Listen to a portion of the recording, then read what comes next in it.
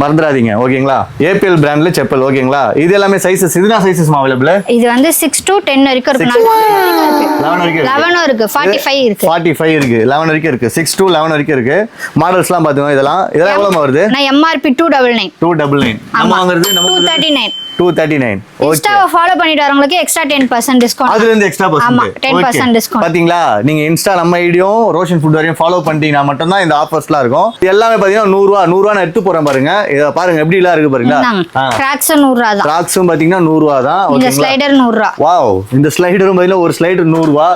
எங்க தராங்கன்னா நம்ம ரோஷன் ஃபுட் வேர்ல தராங்க. ஊட்டு காட்டன் ஸ்ட்ரீட் பெரியமேடு.